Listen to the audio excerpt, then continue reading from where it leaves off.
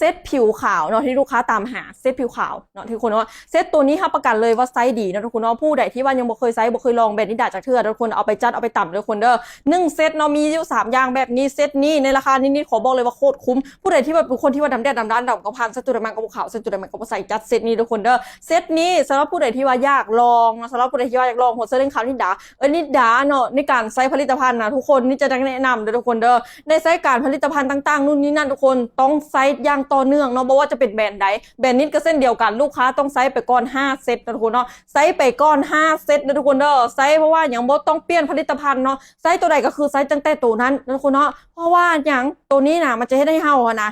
เนาะผิวสภาพผิวของเฮาให้มันซึมซับนู่นนี่นั่นเนาะทุกคนเนาะแล้วมันจะได้เฮานะขาวไวเนาะขาวไวบ่ต้องเฮอครีมบ่ต้องเป็นคนที่ว่าเฮอครีมใช้ตัวใดก็คือใช้ตั้งแต่ตัวนั้นเนาะทุกคนเนาะคือใช้หัวเซรั่มขาวที่ด่าก็คือใช้ตั้งแต่หัวเซรั่มขาวที่ด่าเด้อทุกคนเด้อแล้วสำหรับผู้ใดที่ว่าต้องการความขาวไวต้องกดขาวใสต้องการความที่แบบขาวแบบออร่าคือจัดเลยทุกคนรับประกันเลยเนาะว่าตัวนี้ใช้ดีแน่